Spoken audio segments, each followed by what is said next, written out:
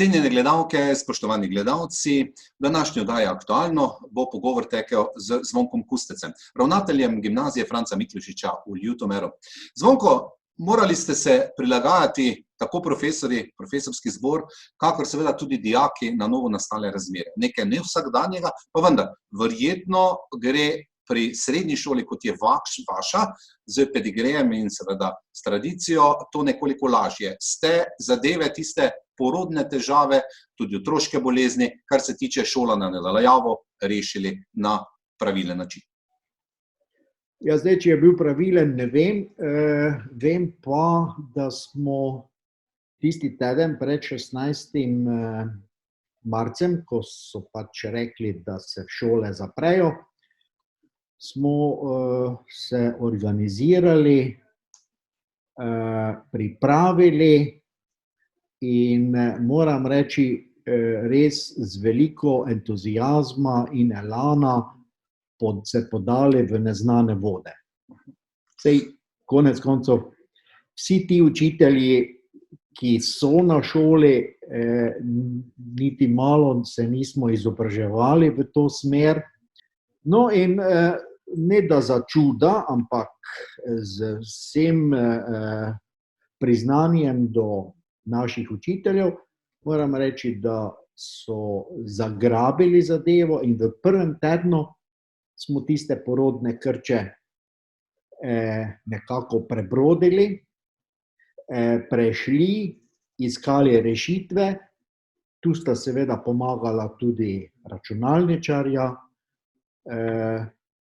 Zdaj, hvala Bogu, tehnologijo nekako tudi šolsko imamo, tako da je potem kar steklo in zdaj nekako, če ti dijaki rečejo, da imajo veliko dela, potem nekako vidiš, da tudi učitelji delajo. Zdaj, potem je lažje učitelje malo nazaj držati, malo je treba zdravega razuma, kot pa, če bi učenci rekli, nič od vas. Zvonko, gotovo bogata izkušnja, kar se tiče tega.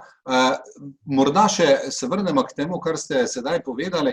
Kaj pa pravzaprav so predstavljale največje težave oziroma s čim ste se soočali kot nekim problemom v tej nastali situaciji? Največja težava, ampak so bile v začetku nekako povezave. Zdaj, seveda, prvi teden smo ponudili dijakom, ker imamo pač toliko prenosnikov, da lahko si pridejo po njih. Kdor nima, pa ne samo to, kdor jih nima, ampak vemo, da so tudi družine z večjimi otroki, ki istočasno nekako dostikrat rabijo in si potem težko delijo en računalnik.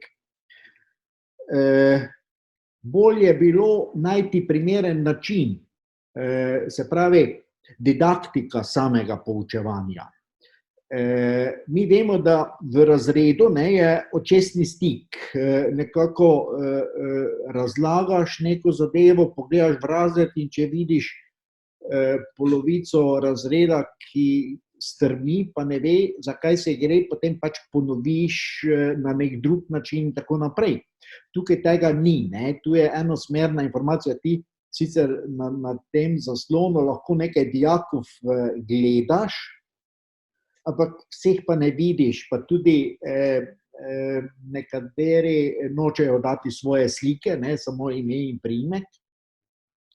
Tako da je to treba najti pravi način. No, in zdaj nekako so naši učitelji rekli, da recimo pri 3-urnem predmetu je enkrat Zoom zelo idealen, dvakrat so pa vaje, pa kjer jim dajejo nalogo, tretjič, pri 3. uri pa recimo potem to v živo predebatirajo, kaj je nejasno in tako naprej. Seveda, to so ti prve ugotovitve. Zdaj moram reči, da zadeve tečejo brez nekih večjih problemov. Je pa res, da se verjetno vsak učitelj še kdaj lovi.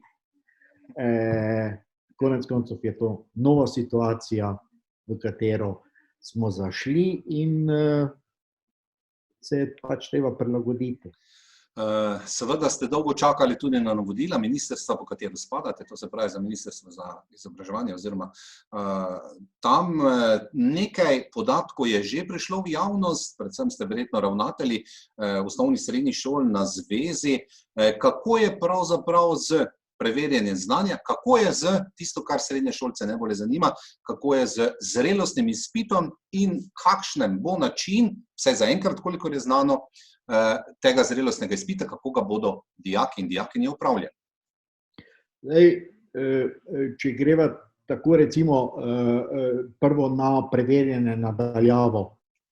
Pouk nadaljavo ni enačaj pouku v učilnici. Preverjanje nadaljavo tudi ni enačaj preverjanja v učilnici. Tako da tukaj je treba neko zdravorazumsko razsodbo napraviti, da vidiš, kako daleč lahko preverjaš, kaj preverjaš in tako naprej. Drugo so pa naši maturanti, ki se jim približuje matura, ne. Jaz bi tukaj zopet delil samo na dva dela. Imamo poklicno maturo in imamo splošno maturo. Vsem dolžnim spoštovanjem moram reči, da poklicne mature ne vidim niti najmanjšega problema. Namreč poklicna matura je skoraj 100% v rokah šole, ki jo lahko učitelji priredijo, točno vejo, katero snov mogoče ni bila tako obdelana, utrjena in tako naprej. Tako da imajo možnost seveda sestaviti tudi svoje pole, tudi popravljalci so, tudi če pride eksterna matura, ne, za nekatere predmete, kot je recimo slovenščina, učitelj natančno vidi, tega vprašanja oziroma tega nismo obdelali in ga pač izpusti v točkovanju. Tako da tu res ne vidim nobenega problema. Drugi problem je pri splošni maturi, ki je v 80% eksterna, kjer ni in so vsej ta podatek je že bil objavljen, tam nekje od novega leta je že pod trezorji so te naloge, ne. In tukaj pa se bodo pojavile razlike med posameznimi šolami. Namreč učitelj je avtonomen in zdaj ni nekako v celi Sloveniji isti vrstni red jemanja neke snovi, ampak jemlje tisto, kot on najboljše misli, da prije do končnega uspeha oziroma do končnega efekta, znanja pravzaprav. In tu pa bo odigrala pomembno vlogo, če vemo, kako se koncipira ocena pri splošni maturi. Pri splošni maturi ni tistih, tudi na poklicni maturi ni, nekih meja ostrih, tako kot smo vajeni pri testih, kjer recimo rečemo, 90% je za, kar je nad 90, je za 5. Tega pri maturah ni. Tukaj odigra Gauss svojo vlogo in tako se, ko se vse naloge nekako sumirajo, se potem določi, takšni procent oziroma od te meje naprej pa se potem določijo ocene. Zdaj, tisti interni del, ne, pa moram po resnici reči zopet drugo dejstvo, ne, da je v 75% so nadpovprečne ocene. Ne? Se pravi, je vpliv učitelja na tisto, kar je po svoje na nek način razumljivo, zato ker je neposredni kontakt. Učitelj mu lahko pri internem delu da potem tudi neko sugestijo, podvprašanje in tako naprej in pridemo do rezultata, ki ga potem pač učitelj oceni. Tako da moram reči, da dijaške organizacije nisem prav razumel, zakaj bi se odrekli tistim zelo dobrim ocenam, ki jih dobijo na ustnem delu. Zdaj, pri izvedbi vsega tega pa je treba povedati samo eno. Stališče ravnateljev. Moram reči, da so me kolegi v izvršilnem odboru gimnazij razumeli, je bilo moje naslednje, in to je potem tudi nekako akceptirano, da bi se četrtiletniki gimnazijcev, pa tudi poklicne smeri, poklicno-strokovnih smeri, dobili v šoli vsaj 14 dni pred začetkom mature.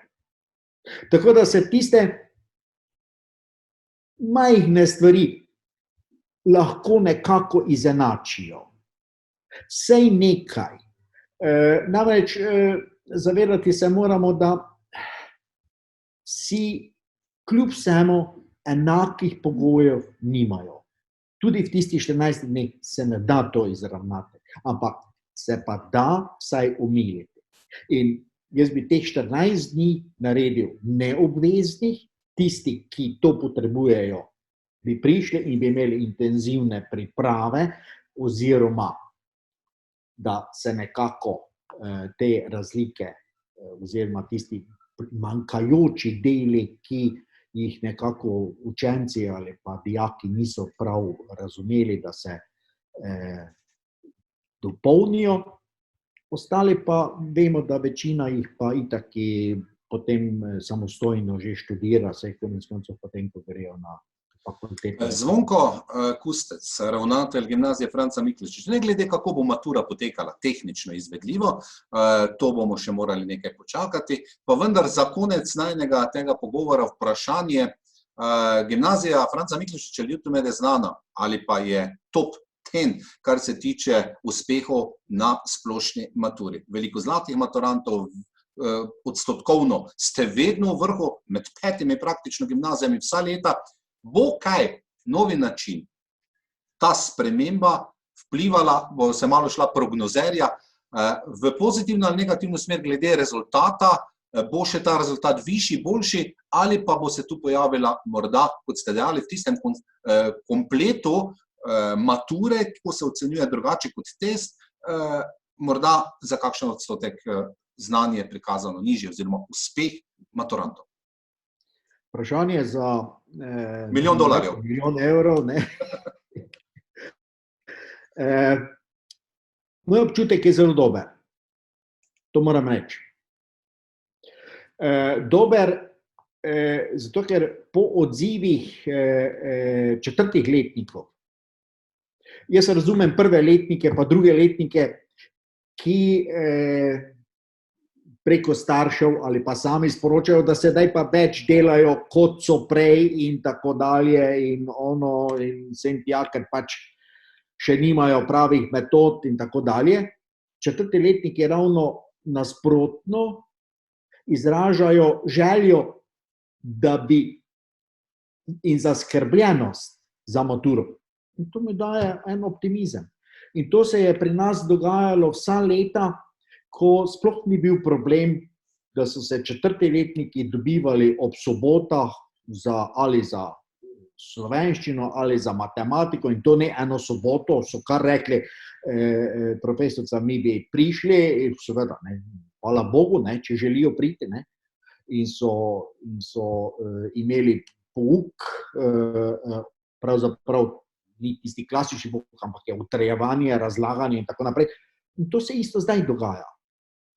Tako da moj občutek je vsekakor dober, je pa nasplošno to velik test za vse dijake. Da se nekako razumejo, zakaj je potrebna šola, zakaj je potrebno učenje.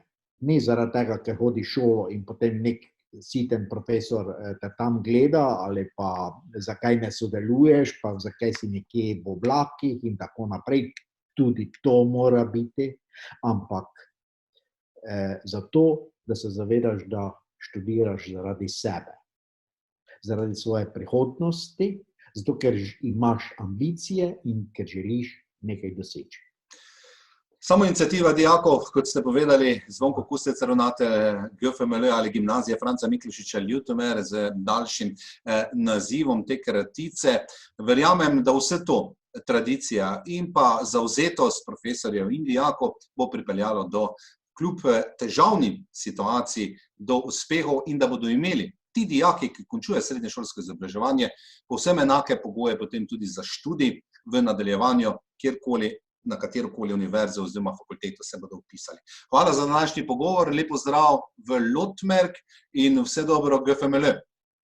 Hvala tudi za povabilo na intervju in tudi vam vse dobro.